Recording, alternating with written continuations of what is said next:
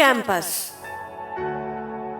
इस नॉवल को तहरीर किया है अमजद जावेद ने।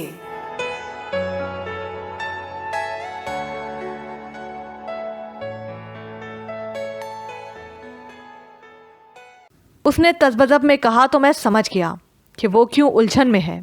पता नहीं आप क्या बात कर रहे हैं। असल बात कहें जो कहना चाहते हैं। आप मुझे छोड़ें, मैं कहाँ कहूँ इस बारे में। मैंने जानबूझकर उकताते हुए लहजे में जवाब दिया तो वो चंद लम्हे हैरत से मुझे देखते रहे। फिर फ़ोन निकालकर हमसे ज़रा फासले पर चला गया। वो वहीं पर टहलता रहा यहाँ तक कि अंदर से एक जवां साल लड़की बरामद हुई। उसने आते ही मेरी तरफ देखा और फिर तेज़ी से असलम चौधरी की तरफ बढ़ गई। उनकी आवाज़ें मुझ तक आ रही थीं। जी अंकल, यही है, यही कैंपस में पढ़ रहा है, इससे झगड़ा हुआ था और माहम की इसी के साथ दोस्ती है। ये सब सुनकर वो हमारे पास आ गए। तब असलम चौधरी बोला, मेरी बेटी माहम कहाँ है? आपकी बेटी है, आपको पता होना चाहिए। कैसे बाप हैं, आपको अपनी बेटी के बारे में नहीं मालूम? मैंने उसके ज़ख्मों पर नमक छिड़क दिया। बकवास बंद करो और बोलो, किसने तुम्हें कहा है कि मेरी बेटी को वरगलाओ? इस वक्त कहाँ है वो? वो भिपरते हुए बोले, ये तो आपने कई सारी बातें कर दी। वैसे भी आपके साथ बड़ी तमीज़ से बात कर रहा हूँ। मैंने उसे गोल मोल सा जवाब दे दिया। देखो, तुम जो कोई भी हो, जिसके एमा पर ये सब कुछ कर रहे हो, ये बहुत ओछावार है। किसी की बेटी को जज्बाती करके, उससे इश्क की बातें करके। आप बहुत उलझ गए हैं चौधरी साहब। आपको ये भी नहीं मालूम कि आपने कहना क्या है। जब आपको समझ आ जाए तो मुझे दोबारा कॉल कर लें। ये कहकर मैं पलटने लगा तो वो पूरी कुव्वत से चिल्लाकर बोला, रुक जाओ। एक कदम भी आगे बढ़ाया तो तेरे जिस्म में 100 छेद हो जाएंगे। तुम क्या समझते हो, तुम यूं ही फजूल बातें करके यहाँ से चले जाओगे और मैं तुम्हें जाने दूंगा? उसने जैसे ये कहा तो करीब खड़े असलहा बरदारों ने अपनी गनें मुझ पर तान लीं। क्या आपके यहाँ मेहमानों को बैठने का नहीं कहा जाता? मैंने जानबूझकर उसे चिढ़ाने के लिए कहा। मेरे यूं कहने पर वो चंद लम्हे मेरे जानिब देखता रहा। शायद उसे समझ नहीं आ रही थी कि मैं इस कदर बेखौफ होकर क्यों उससे बात कर रहा हूँ। फिर अचानक जैसे वो होश में आ गया। उसने लॉन की जानिब इशारा करते हुए कहा, आओ बैठते हैं। ये कहकर वो चल दिया। चलें। मैं उसकी पीछे हो लिया। सलीम और वो लड़की हमारे पीछे पीछे ही आ गए। मेरे बैठते ही वो बोला, क्या पियोगे? फ़िलहाल तो आपकी बेसरोपा बातें सुनकर गुस्सा पी रहा हूँ। आप मतलब की बात करें। मैंने कहा तो उसने एक तवील सांस ली। फिर अपनी तरफ से कोशिश करके नर्म लहजे में बोला, तुम मेरी बेटी के पीछे क्यों पड़े हो? ये गलत इल्ज़ाम है। मैं नहीं, वो मेरे पीछे पड़ी है। वो तो मुझसे शादी करना चाहती है। मेरे यूं कहने पर वो एकदम से तड़प उठा, लेकिन अपने मसनूई तहम्मुल से बोला, तुम ऐसा नहीं कर सकते। मुझे कोई रोक भी नहीं सकता। हालांकि मैं खुद उससे शादी नहीं करना चाहता। ये बात आपकी बेटी की समझ में नहीं आ रही है, तो मैं क्या करूं? क्या तुम वाकई उससे शादी नहीं करना चाहते? असलम चौधरी ने चौंकते हुए पूछा। मैं कैसे यकीन दिलाऊं आपको? मैं काफ़ी हद तक नर्म लहजे में कहा, मेरे मालूमात के मुताबिक अबान अली यहाँ के एक सरकारी ऑफिसर का बेटा है। मैं उसे जानता हूँ। तुम कौन हो? मैं भी इसी इलाके से ताल्लुक़ रखता हूँ। ज़रूरी नहीं कि एक ही नाम के दो बंदे ना हो सकें, लेकिन वल्दियत एक नहीं हो सकती। इतना बड़ा इत्तेफाक नहीं हो सकता। मुझे तो आज इंकिशाफ हुआ है कि तुमने मेरी बेटी को अपने जाल में फंसाया हुआ है। आप मुसलसल इल्ज़ामात लगा रहे हैं और मैं आपसे कह रहा हूँ कि आप खुलकर बात करें। क्या चाहते हैं आप? मैंने तहम्मुल से कहा तो वो चंद लम्हे सोचता रहा। फिर सुर्ख होते हुए चेहरे के साथ बोला, माहम कहाँ है? उसे घर होना चाहिए। मैंने फिर गोल मोल जवाब दे दिया। तुम अबान अली हो या कोई और हो, जो भी हो, मैं तुम्हें वार्निंग दे रहा हूँ कि मेरी बेटी मेरे हवाले कर दो और उसकी ज़िंदगी से बहुत दूर चले जाओ। इसमें तुम्हारी भलाई है, वरना मैं तुम्हें तुम्हारी ज़िंदगी की ज़मानत नहीं दे सकता। اس نے غراتے ہوئے کہا تو میں نے اس کی آنکھوں میں دیکھا اور اٹھتے ہوئے بولا، آپ نے جو کہنا تھا کہہ دیا، میں جا رہا ہوں۔ اگر آپ روک سکتے ہو تو اپنی بیٹی کو روک لیں۔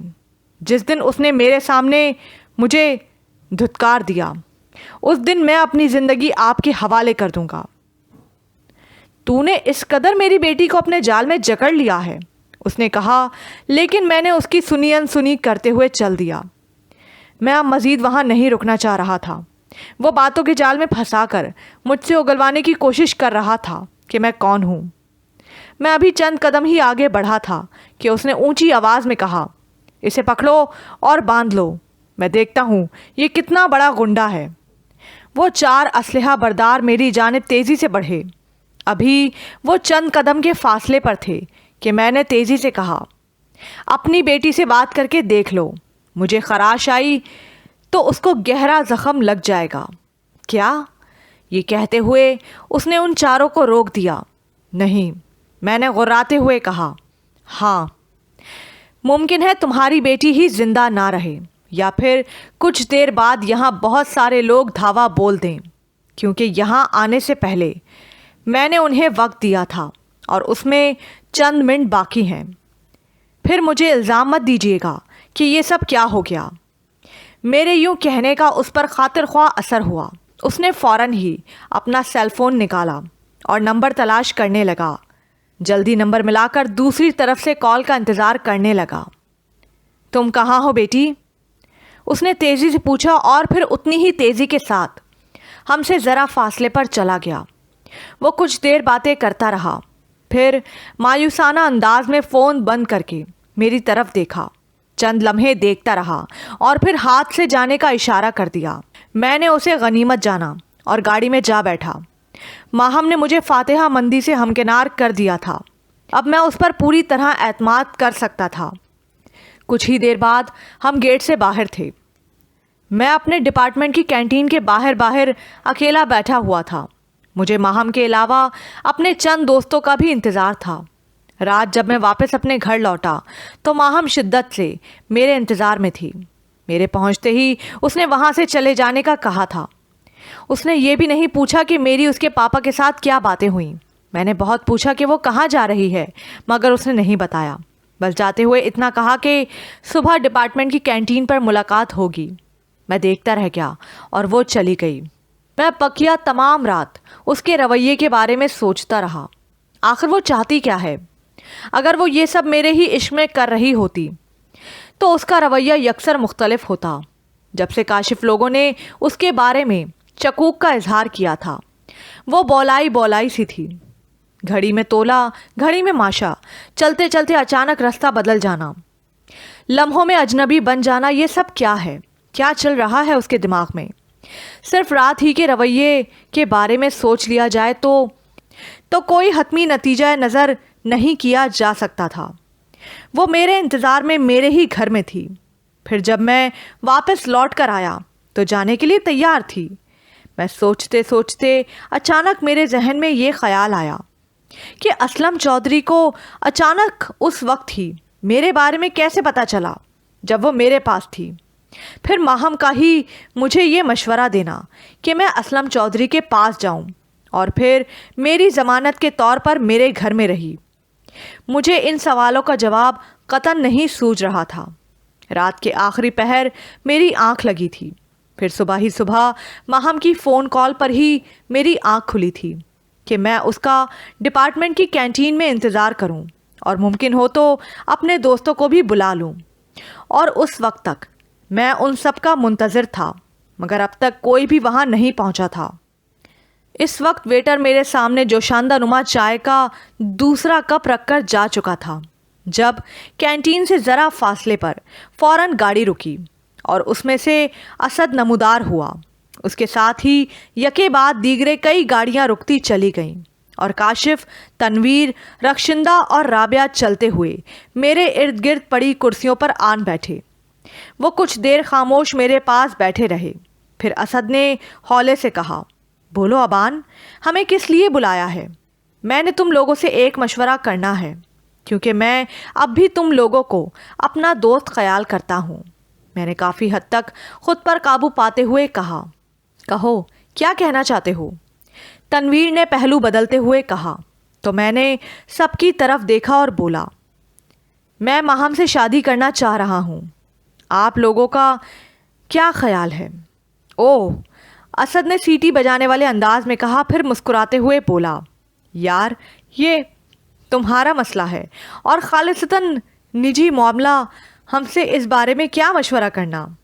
ہم پہلے ہی جانتے تھے کہ تم اس سے محبت کے چکر میں ہو اور ایک دن اس نے یا اس کے باپ نے ہمارے راستے میں آنا ہے۔ وہ وقت ہمارے ایسی کمزوری بن جائے، اس لیے پہلے ہی ہم نے تم سے کنارہ کشی کر لی۔ اس میں ہم مشورہ لینے کی کوئی ضرورت نہیں۔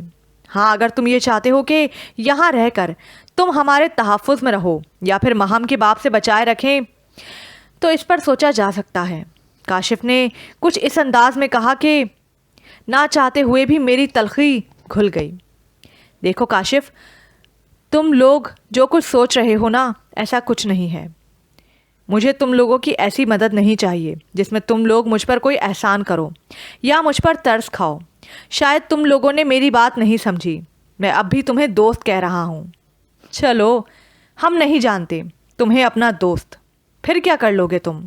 کاشف نے براہ راست میری آنکھوں میں دیکھتے ہوئے غرا کر کہا، جس میں اس کے اندر کی نفرت بھی چھلک رہی تھی۔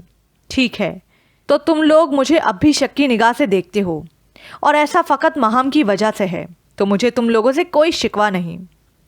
یہ کہہ کر میں اٹھنے لگا تو رخشندہ فوراً بول اٹھی، کاشف غلط کہہ رہا ہے ابان، ضروری نہیں کہ اس کی رائے سب لوگ مان لیں۔ رخشی، تم کیسے غلط کہہ سکتی ہو کاشف کو؟ اسد نے تیزی سے پوچھا۔ اس لیے کہ اسے ماہم سے نہیں، اس کے باپ سے پرخاش ہے۔ اس کی نفرت میں وہ ماہم کو پسند نہیں کر رہا، حالانکہ چند دن پہلے تک ہی ماہم اس کے لیے ایک سیڑھی تھی جس کے ذریعے وہ اس مقام تک پہنچا ہے کہ کیمپس پر اپنی گرفت کر سکے۔ حقیقت یہی ہے۔ اب آگے جو تم سب کا فیصلہ ہے۔ تم نے کوئی نئی بات نہیں کہی رخشی، ماہم نے ہمیں استعمال کیا اور ہم نے اسے، لیکن اس کا مطلب یہ نہیں کہ وہ ہمارے مقصد کو ہائی جیک کرے۔ میں ایسا نہیں ہونے دوں گا، کاشف نے شدت سے کہا۔ دیکھو، جب ابان اور ماہم کے معاملات میں ہم مداخلت نہیں کر رہے، وہ جو چاہے سو کریں، انہیں بھی کوئی فرق نہیں پہنچتا کہ وہ تنظیم کے معاملات میں دخل اندازی کریں، رابعہ نے سمجھانے والے انداز میں کہا۔ یہی تو میں انہیں بتا رہا ہوں، اس کے ساتھ ہماری ڈیل تھی، وہ ختم ہو گئی۔ اب ہمارے معاملات میں اسے دخل اندازی نہیں کرنا چاہیے، اور ایسی صورت میں بھی جب اس کا تعلق دشمنوں سے ہو۔ اس بار کاشف نے خود پر قابو پاتے ہوئے کہا تو میں نے سب کی طرف دیکھا اور کاشف کی طرف دیکھ کر بولا، اوکے، تم لوگوں کی اب اپنی راہ ہے اور میری اپنی۔ اب جب کہ ماہم میری ہو جانے والی ہے تو میں بھی یہ برداشت نہیں کروں گا کہ کوئی اس کے معاملات میں حائل ہو۔ میرے بازوؤں میں ابھی اتنی قوت ہے کہ میں نے صرف تم لوگوں کی بلکہ اسلم چودھری کی بھی مخالفت کا مقابلہ کر سکتا ہوں۔ جب بھی چاہو آزما لینا۔ میرے یوں کہنے پر اچانک سب خاموش ہو گئے۔ پھر رخشندہ نے اکتائے ہوئے لہجے میں کہا، فضول بحث ہے یہ سب، تم لوگ خود غلط راستے پر جا رہے ہو۔ میں اب بھی یہی کہتی ہوں کہ ابان غلط نہیں ہے، یہ اب بھی ہماری قوت ہے۔ ہم خوامخواہ اس پر شک کرتے چلے جا رہے ہیں۔ ماہم ہمارے کبھی خلاف نہیں گئی، لہٰذا میں ان کی، اسد جو فیصلہ کرے گا ہمیں منظور ہے، کاشف نے اچانک کہا تو سب اس کی طرف دیکھنے لگے۔ میں سمجھ چکا تھا کاشف سارا بوجھ اس پر ڈالنا چاہتا تھا۔ اس دوران کوئی بھی سازش اس کے خلاف کی جا سکتی تھی۔ میں نہیں چاہتا تھا کہ اسد کسی طرح بھی کمزور ہو۔ وہ ساری گفتگو میں تنویر ایک بار بھی نہیں بولا تھا۔ وہ خاموشی سے ساری گفتگو سنتا چلا گیا تھا۔ اس نے اپنی کوئی رائے نہیں دی تھی۔ یقیناً وہ الجھن میں تھا یا پھر تذبذب کا شکار ہو گیا ہوا تھا۔ اس سے پہلے وہ بولتا، میں نے حتمی لہجے میں کہا، مجھے اسد کے فیصلے کی نہیں، مشورے کی ضرورت ہے۔ تم سب کی باتیں سن کر اب مجھے بھی کوئی ضرورت نہیں رہی۔ اب یہ میری مرضی ہے کہ میں اب کیا کرتا ہوں۔ اللہ حافظ۔ یہ کہہ کر میں اٹھا اور اپنی گاڑی کی طرف بڑھ گیا۔ ماہم نے یہی آنا تھا لیکن وہ ابھی تک نہیں پہنچ سکی تھی۔ مجھے اس کا انتظار کرنا تھا، مگر اب میں ان لوگوں کے پاس بھی نہیں بیٹھ سکتا تھا۔ میں سمجھ چکا تھا کہ منافق لوگوں کی سازشیں اپنا بھرپور کام کر رہی تھیں۔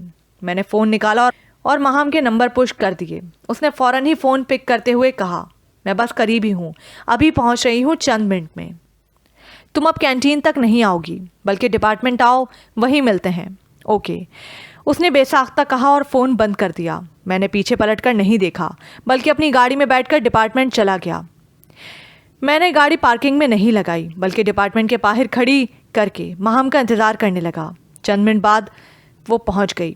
उसने मेरे बराबर गाड़ी रोकी और बाहर निकल आई। उसके चेहरे पर गहरी संजीदगी थी।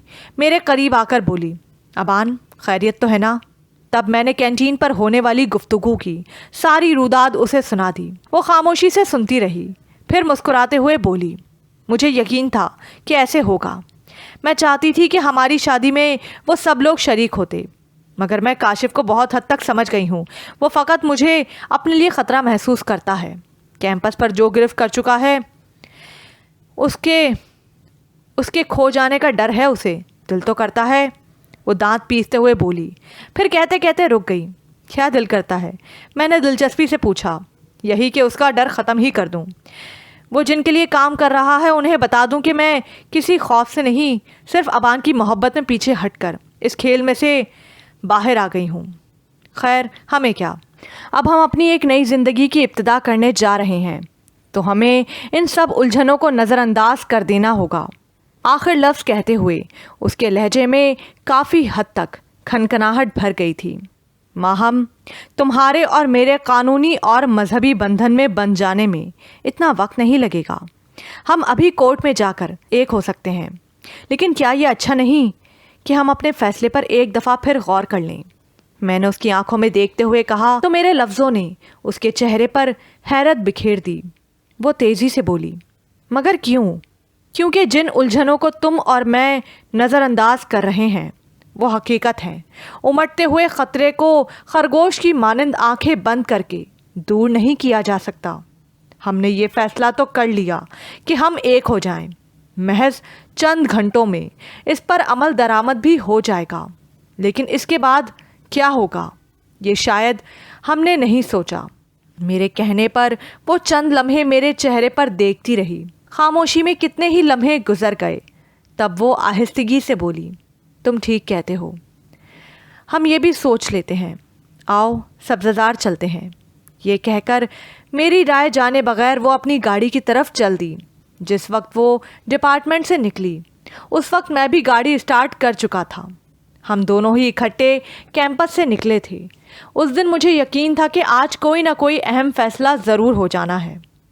मैं और महम सब्ज़ार के टीवी लाउंज में आमने सामने बैठे हुए थे।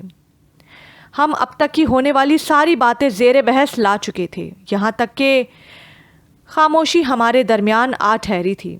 कितने ही लम्हे दबे पाँव गुजर गए तो महम ही ने उस खामोशी को तोड़ा। अबान, हम अब तक जो बातें कर चुके हैं उसका निचोड़ यही है कि आपकी और मेरी शादी के बाद हमें पापा की मुखालफत का बहरहाल सामना करना पड़ेगा, और आप इसके लिए तैयार नहीं हो, क्योंकि आपके दोस्त आपको मेरी वजह से छोड़ चुके हैं। यही बात है ना?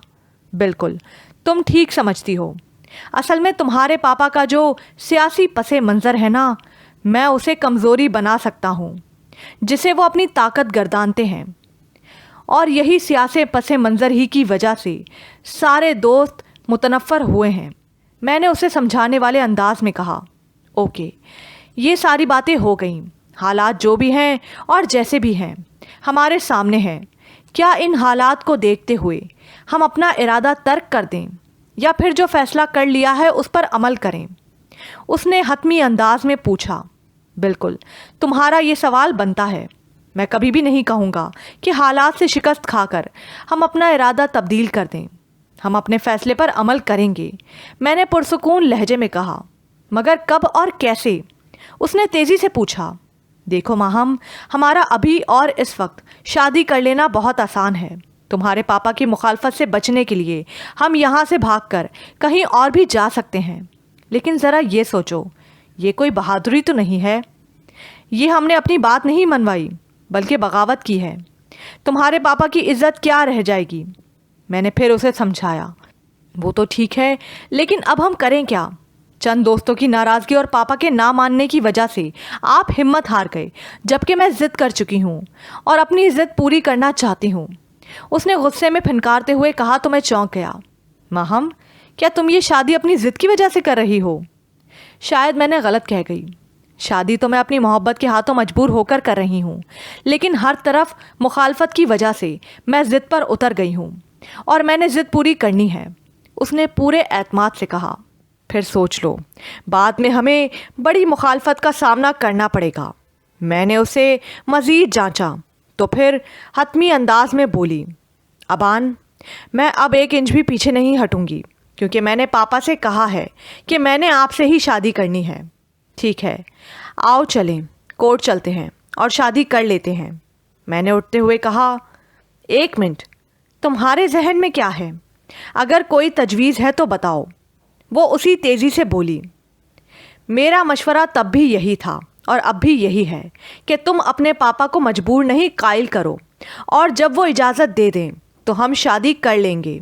वेरी सिंपल, मैंने आम से लहजे में कहा। ये इतना सिंपल नहीं है जितना आपने कह दिया।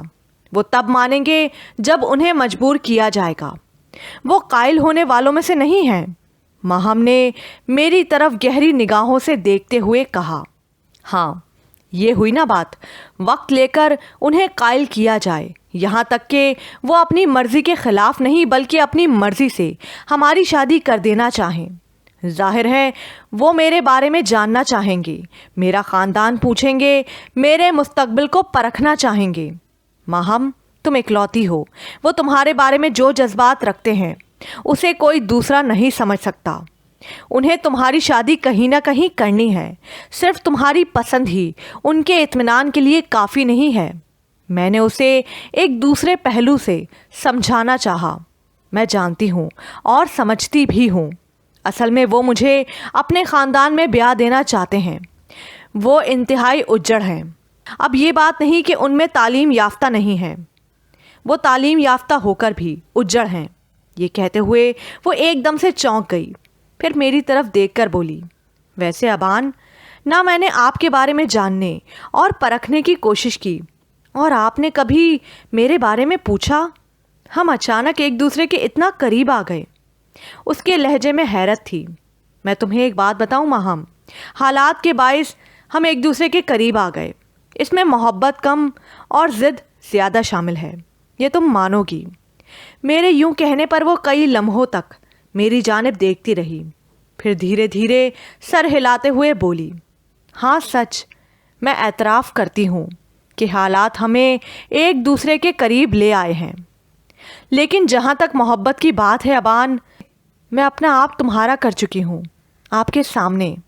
आप इसे मेरी कमज़ोरी भी कह सकते हो। मैं तुम्हारी किसी कमज़ोरी से नहीं खेलना चाहता हूँ माहम। मैं तुम्हें अपने बारे में बताऊँगा और पूरी तफसील से बताऊँगा, और इस तरह मैं तुम्हारे बारे में भी नहीं पूछूँगा। मैं सिर्फ़ एक बात, एक पहलू वाज़े करना चाहता हूँ, और वो है मोहब्बत। हम मोहब्बत की किस सतह पर हैं? मोहब्बत खुदगर्ज नहीं होती, क्योंकि वो अपना आप मनवा लेना जानती है। तुम्हारे पापा ये ना समझें कि मैंने तुम्हें वरगलाया, तुम्हें छीना या बहकाया, बल्कि वो एतराफ़ करें कि तुम्हारी मोहब्बत और मेरी मोहब्बत हम दोनों को उस मुकाम तक ले आई है कि हम एक होना चाहते हैं। मेरा यही मौक़िफ़ है। अब जैसे तुम चाहो होगा तो वही ना। मैंने अपनी वजाहत उसके सामने रख दी और फ़ैसला भी उस पर छोड़ दिया। वो चंद लम्हे सोचती रही, फिर सुकून से बोली, ठीक है अबान, मैं अपने पापा को कायल करूँगी। इसके बाद हम पूरे मान के साथ एक दूजे के हो जाएंगे, ताकि किसी को भी शर्मिंदगी ना हो। यही मैं चाहता हूँ। मैंने इत्मीनान की एक तवील सांस लेकर कहा, यह तय हो गया, लेकिन मुझे दुख अपने उन दोस्तों पर आ रहा है जो अचानक आंखें फेर गए। कम से कम, उसने कहना चाहा, तो मैंने उसे टोकते हुए कहा, तुम अपना मसला हल करो, उन लोगों को मैं देख लूँगा। नहीं, मैं आपके साथ हूँ। कम से कम उन्हें ये एहसास तो हो कि हम एक हैं।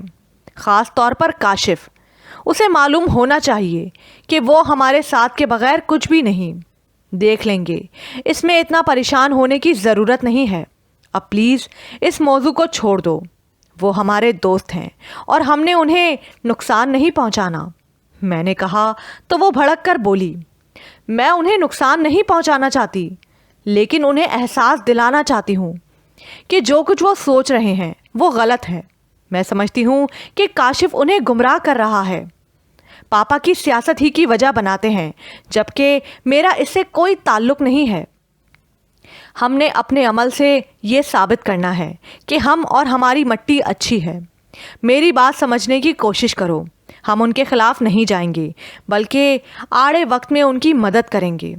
میں نے اسے سمجھانا چاہا تو وہ جوش و جذبات میں کہتی چلی گئی، ابان، میں تمہیں ایک اپنے انداز سے سمجھانے کی کوشش کرتی ہوں۔ یہاں اتنی منافقت ہے کہ میں تمہیں بتا بھی نہیں سکتی۔ ساتھ بیٹھ کر کھاتے پیتے ہیں، بلکہ جس کا کھاتے ہیں اس کے خلاف سازش کرتے ہیں، صرف اپنے اندر کے حسد کی خاطر۔ آپ نے شاید حق باہو کا کلام سنا ہے کہ نہیں؟ ایک جگہ وہ کہتے ہیں کہ اتے یہ کیوں کہا، اشرف المخلوقات کو ایسا کیوں کہا؟ یہی نہ کہ ایک کتا اگر ایک دن کسی کا کھا لے تو وہ اس کی وفاداری کرتا ہے، لیکن وہ گھٹیا لوگ جو کسی کا کھاتے بھی ہیں اور ان کے خلاف سازش بھی کرتے ہیں، وہ کتوں سے بھی بدتر ہیں۔ کتے ان سے بہتر قرار پاتے ہیں، برسوں ساتھ رہنے کے بعد بھی اپنا آپ کتوں سے بدتر ثابت کر دیتے ہیں۔ میں تمہاری بات سے اختلاف نہیں کرتا، لیکن تمہاری بات میری رائے ہی کی تصدیق ہے۔ ہم اپنا آپ کیوں گنوائیں؟ یہ کتے ثابت ہو گئے یا کتوں سے بھی بدتر، ہمیں تو ایسا نہیں کرنا چاہیے۔ میں نے کہا تو اس نے چونک کر میری طرف دیکھا، پھر اپنا سر ہلاتے ہوئے بولی، آپ ٹھیک کہتے ہو، جیسا آپ چاہیں، لیکن ایک بات اب بھی میری سمجھ میں نہیں آئی کہ جب کوئی مدد نہیں لینا چاہتا تو ہم ان کی مدد کیسے کریں گے؟ یہ وقت آنے پر تمہیں معلوم ہو جائے گا۔ میں نے بحث کو سمیٹنے کے لیے کہا تو وہ میرا غصہ سمجھ گئی، اس لیے بولی، بہت وقت ہو گیا ہے، پتہ نہیں جندوڑا نے کچھ بنایا ہوگا بھی یا نہیں، میں پوچھوں اس سے؟ ہاں، اگر نہیں بنایا تو کسی ریستوران سے لے آئے، بلاؤ اسے۔ میں نے کہا تو وہ اٹھ کر کچن کی طرف چلی گئی اور میں نے سکون کا سانس لیا۔ مہم بہت تیز چل پڑی تھی اور ایسا اس نے محض جذبات میں کیا تھا۔ اس ساری بحث میں اس نے یہ تسلیم کیا تھا کہ اگرچہ وہ مجھ سے محبت کرتی ہے، لیکن اس میں ضد کا عنصر بھی شامل ہے۔ میں چاہتا تو اپنے مقصد کے لیے ابھی اسی وقت اسے استعمال کر لیتا، لیکن میرے نزدیک مہم کا احترام لازم تھا۔ وہ کوئی شے نہیں تھی کہ اس کا استعمال کر لیا جاتا اور بعد میں کسی ٹیشو پیپر کی طرح پھینک دیا جاتا۔ لوگ ایسا کرتے ہیں، لیکن ان کا شمار گھٹیا، انتہائی گھٹیا لوگوں میں ہوتا ہے جن کو اپنی اوقات نہیں ہوتی اور نہ ہی کوئی حیثیت۔ مہم اگر میرا ذریعہ تھی تو میں اسے اسی قدر اہمیت، عزت اور حکام بھی دینا چاہتا تھا، اور یہ مجھ پر لازم بھی تھا۔ میں نے اپنے ڈپارٹمنٹ کی پارکنگ میں گاڑی روکی اور اپنا بیگ اٹھا کر باہر آ گیا۔ اس وقت میں گاڑی لاک کر رہا تھا جب میری نگاہ کافی فاصلے پر ڈپارٹمنٹ کے دروازے کے قریب کھڑی رخشندہ اور رابعہ پر پڑی۔ نہ جانے کیوں مجھے اس وقت یہ احساس ہوا، یہ دونوں میرے ہی انتظار میں کھڑی ہیں۔ میں نے جان بوجھ کر انہیں نظر انداز کیا اور ڈپارٹمنٹ کی طرف چل پڑا۔ لامحال مجھے اس دروازے میں سے گزرنا تھا۔ جیسے ہی میں ان کے قریب پہنچا تو رابعہ نے مجھے ہلکے سے آواز دی۔ میں نے ان کی طرف دیکھا اور رک گیا۔ وہ میرے قریب آ گئیں۔ سلام دعا کے بعد رکشی نے کہا، میرے خیال میں آج آپ کی کلاس نہیں ہوگی۔ یہ تمہارا خیال ہے یا حقیقت میں بھی ایسا ہے؟ کیا تم نے یہ معلومات لے لی ہیں؟ میں نے جان بوجھ کر اس سے پوچھا۔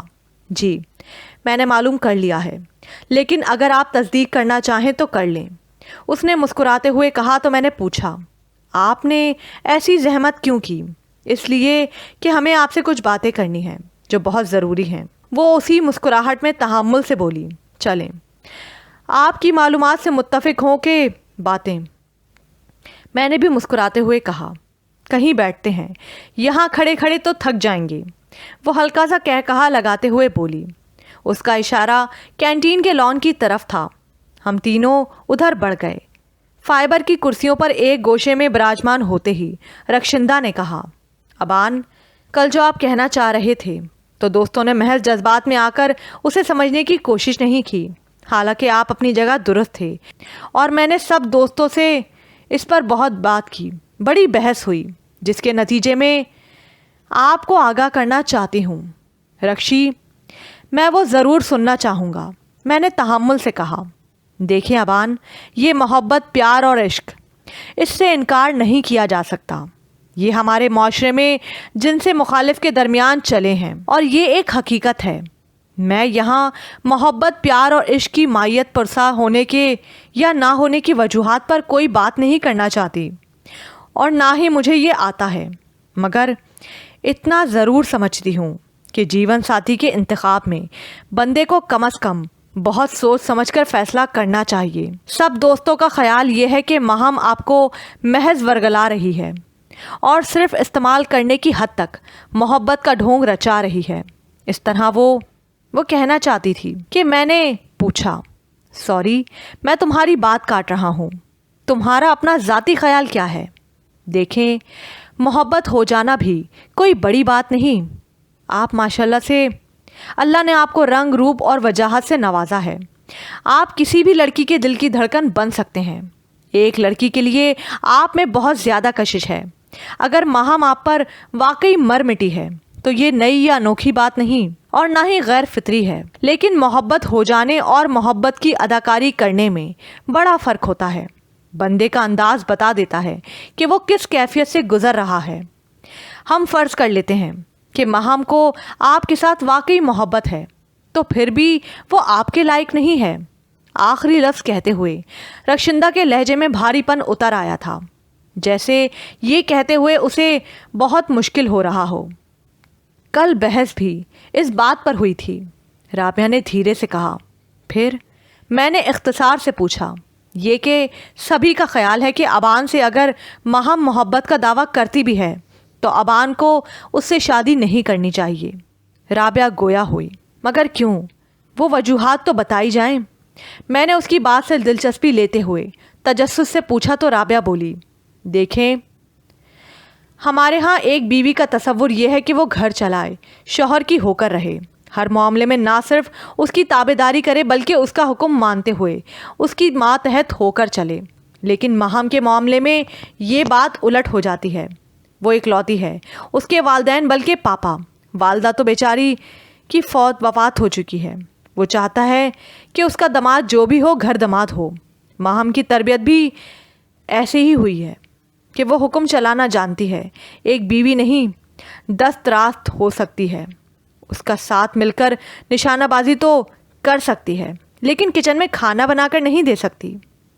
اور دوسری بات ابان یہ ہے کہ یہاں وہ کوئی تعلیم حاصل کرنے نہیں آتی، محض وقت گزاری ہے یہ اس کی۔ وہ جو لڑکا اس کے پیچھے پڑا ہوا تھا، ہاں وہ فرخ چودھری، اس سے انتقام کا چکر تھا۔ وہ یہاں آتی، اس نے اپنے طور پر لوگوں کو استعمال کر کے اسے شکست دی، اور اب ابان کی محبت میں جال میں پھنسا کر ہمیشہ کے لیے اپنا بنا لینا چاہتی ہے۔ حالانکہ اس کے اپنے خاندان میں بہت سے نوجوان ایسے ہیں جو اس کے شایان شان ہیں۔ تم دونوں کی باتیں میں سچ مان لیتا ہوں، لیکن میں نے کہا اور ان دونوں کے چہروں پر دیکھا جہاں تجسس پھیل چکا تھا کہ نہ جانے میں کیا کہنے جا رہا ہوں، لیکن یہ کہ اگر وہ کل میرے ساتھ کورٹ میں شادی کر لیتی اور میرے ساتھ رہنے لگتی تو وہ تو تیار تھی، آج بھی وہ تیار ہے۔ میں اسے ابھی فون کر کے کہوں کہ وہ کورٹ پہنچے تو وہ وہاں آ جائے گی، ہم شادی کر لیں گے۔ ماہم کے اس مسئلے کے تناظر میں بتاؤ، تمہاری یہ ساری باتیں میں کہاں فٹ کروں؟ وہ ایسے کہ اس کے پاپا کی لٹکتی ہوئی تلوار بھی تو تم لوگوں پر مسلط رہنی تھی، اور آخرکار یہ ہونا ہے گھر داماد پر، کیونکہ اس کے خاندان میں کوئی بھی لڑکا گھر دامادی پر راضی نہیں ہے، اور یہ ماہم بھی اس لیے ضد میں آئی ہوئی ہے، یہ انہیں بھی نیچا دکھانا چاہتی ہے۔ یہی تو باپ بیٹی میں اختلاف چل رہا ہے، اور میری اطلاع کے مطابق فرخ چودھری کے باپ نے بھی رشتے کی بات کی تھی جسے رد کر دیا گیا تھا، اور ان میں وجہ تنازع بھی یہی بنی تھی۔ رابعہ نے اپنی معلومات دیں۔ اسلم چودھری نے یہ سیٹ اور اپنا مضبوط بنانے میں بہت محنت کی ہے۔ فطری سی بات ہے، وہ اپنا حلقہ اور سیٹ کسی دوسرے کو نہیں دینا چاہتا، وہ اسے اپنے گھر میں ہی رکھنا چاہتا ہے۔ وہ کیسے رکھے، یہی اس کے لیے سب سے بڑا اور اذیت ناک مسئلہ ہے۔ रक्षिंदा ने समझाने वाले लहजे में कहा तो मैंने सोचते हुए कहा, इस बहस का फैसला ये था कि मुझे माहम से शादी नहीं करना चाहिए। बिल्कुल, उससे एक ख़ास हद तक राब्ता रखें, बल्कि सीधे लफ्ज़ में ये कहूँगी कि आप उसके हाथों इस्तेमाल ना हो, उसने हतमी अंदाज में कहा। रक्षी और राबिया, तुम दोनों समझदार हो, किसी भी मसले को बेहतर तौर पर समझ सकते हो। मैं मानता हूँ कि मेरे दोस्त मेरे लिए अच्छा ही सोचते हैं। मैं सिर्फ एक बात पूछता हूँ, महम के मामलात फ़कत मेरी ज़ात तक महदूद रहते हैं, कैंपस या उसकी सियासत में एक ज़र्रा भी अमल दखल नहीं, तो फिर क्या ख्याल है? मैंने उन्हें उस नुक्ते की तरफ लाना चाहा जो वजह तनाज़ा था। उस पर रक्षिंदा बोली, मैं समझ रही हूँ कि आप क्या बात करना चाहते हैं। काशिफ का ये मौक़िफ़ है कि उसके पापा उसके ज़रिए यहाँ अपनी मर्ज़ी मुसल्लत करना चाहते हैं, जो कि उनकी सियासी मजबूरी है। तो वो तो मैंने कल भी तरदीद की थी। महम की मुखालफत भी हो तो क्या अगर कोई दूसरा मुखालफत करे, उसका पापा किसी दूसरी समत से ये उन्हें मुतासिर करे, तो भी तो उसका सामना करना है। बात ये नहीं है अबान, वो आपकी ज़िंदगी को अज़ियतनाक मरहले में दाखिल होने से बचाना चाहते हैं। हम यहाँ कितनी देर रहेंगे? महज 2 साल, जिससे आधा साल तो गुजर भी गया है। फिर किसने कहाँ मिलना है दोबारा? तुमने मेरी बात का जवाब नहीं दिया। मेरे और महम के ताल्लुक से क्या कैंपस की सियासत पर कोई फ़र्क पड़ता है? नहीं, वो लोग इतनी गिरफ्त कर चुके हैं कि किसी की भी मुखालफत का सामना कर सकें। रक्षिंदा तेज़ी से बोली, तो फिर उन्हें हमारे मामलात में बहस नहीं करनी चाहिए। मैंने पुरसुकून अंदाज में अपना मौक़िफ़ बताया। ये तो आप उन लोगों के खुलूस को यकसर रद्द कर रहे हो। रक्षिंदा ने तेज़ी से कहा, नहीं, रद्द नहीं कर रहा, हकीकत बयान कर रहा हूँ। चलें हम उसे दूसरे तनाजुर में देख लेते हैं। काशिफ ने कल एक वजह बताई और आज तुम दोनों उसकी ज़ात में किसी कोताही के बारे में बता रही हो। मैं कहता हूँ मेरी ज़ात के लिए उसमें ये ना हो तो फिर आप बहुत बड़ी भूल का शिकार हैं। रक्षिंदा ने हतमी अंदाज में कहा, अगर वो साबित कर दे कि जो कुछ तुम लोग सोच रहे हो वैसा नहीं है तो? मैंने अपनी बात बढ़ाई, तो करे, अगर उसमें तब्दीली आ जाती है तो ठीक है, लेकिन माजी और फितरत, उन्हें आप किस खाने में रखेंगे? राबिया ने अपनी बात पर जोर देते हुए कहा, आप दोनों का मसला ये है कि आप अपनी ही बात की वकालत करती चली जा रही हैं, लेकिन दूसरे के नुक्ता निगाह को समझने की कोशिश नहीं कर रही। मैं कहता हूँ वो सब कुछ सिरे से ही नहीं है जिस पर आपने फ़र्ज़ करके उसे लाइन के दूसरी तरफ खड़ा कर दिया है। चलें आप बताएं, आप किस बिना पर उसकी ज़ाती ज़िंदगी के बारे में हमारी बातों को गलत कह रहे हैं? मैं मान लेती हूँ कि काशिफ की सोच सियासत के मामले में गलत है, लेकिन बाकी तो हकीकत है। उसे कैसे झुटला सकेंगे? रक्षिंदा ने काफ़ी हद तक गुस्से में कहा, देखो, तुम खुद कह रही हो कि उसका अपने पापा के साथ इख्तलाफ है, वो उसे सियासत में क्यों ला रहा है, ख़ास तौर पर कैंपस की सियासत में? मैंने पूछा, यही तो बात है जिसे आपको समझना चाहिए। हम तो उसे इख्तलाफ नहीं कहते। कल वही महम MNA या MPA बन जाती है तो उसका शौहर किस खाते में जाएगा? सियासत की अमल तरबियत कैसे पाएगी? आप जैसा शख्स जिसे अभी दूसरों के सहारे की ज़रूरत है, वो उनके लिए बेहतरीन दामाद साबित हो सकता है। खुदारा इसे समझने की कोशिश करें।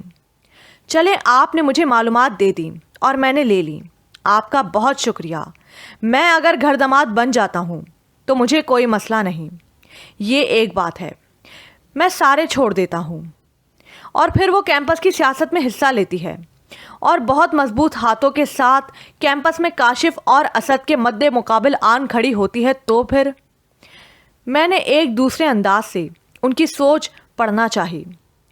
फिर तो वो खुलकर सामने आ जाएगी ना, तब जो हो सकेगा उसके साथ सलूक होगा। अब अगर उसे बर्दाश्त किया जा रहा है तो सिर्फ आपकी वजह से, वरना वो कैंपस में कदम ना रख सकती। इस बार रक्षिंदा काफ़ी हद तक बरहम हो गई थी। आप लोग उसे नहीं रोक सकते, ना ही काशिफ में अभी इतनी हिम्मत है। ये ठीक है, मैं उनके मामला से अलग रहा हूँ, लेकिन इसका मतलब ये नहीं कि पुराने दोस्तों को इसलिए पीछे धकेल दिया जाए कि कहीं वो उनकी राह में आड़ न अटका दें, उन्हें मनमानी करने से रोकें। ऐसे नहीं करते। ये बात अपने दोस्तों को समझा देना। माहम चाहे तो कैंपस पर गिरफ्त कर सकती है। इसका मतलब ये हुआ अबान के जो कुछ काशिफ सोच रहा है वो गलत नहीं। रक्षिंदा ने काफ़ी हद तक हैरत से कहा। अब उसका जो भी मतलब निकालें आप लोग, मेरे कहने का मकसद ये है कि ख्वामखा किसी की मुखालफत मत करो। रक्षी, मैं उसे बहुत करीब से जानता हूँ। वो मेरी मोहब्बत में अपना सब कुछ कुर्बान कर सकती है। मैंने यूं ही एक बात फेंक दी ताकि उसका रद्द अमल देखूं। ये आपकी बहुत बड़ी भूल है कि वो अपना सब कुछ आपके लिए कुर्बान कर सकती है। रक्षिंदा ने हतमी अंदाज में कहा। चलो, तुम्हें ऐसा कौन सा सबूत चाहिए कि जिससे ये बात साबित हो जाए, बल्कि मेरा ये दावा सच साबित हो? मैंने पूछा तो वो एक लम्हे के लिए सोच में पड़ गई। शायद मेरे लहजे में मजमूद एतमाद ने उसे डगमगा दिया था। फिर वो सोचकर बोली, आपकी ज़ात पर उसका और उसके पापा का इख्तलाफ सामने आ जाए, बस इतनी सी बात। मैंने मुस्कुराते हुए कहा, ऐसा होगा नहीं। शायद आपको नहीं मालूम, ये इख्तलाफ अगर अवाम में गया तो उसकी सियासी साख टूट कर रह जाएगी। उसका सारा फ़ायदा फ़र्रुख चौधरी को होगा, जो उनका सबसे बड़ा सियासी मुखालफिन है।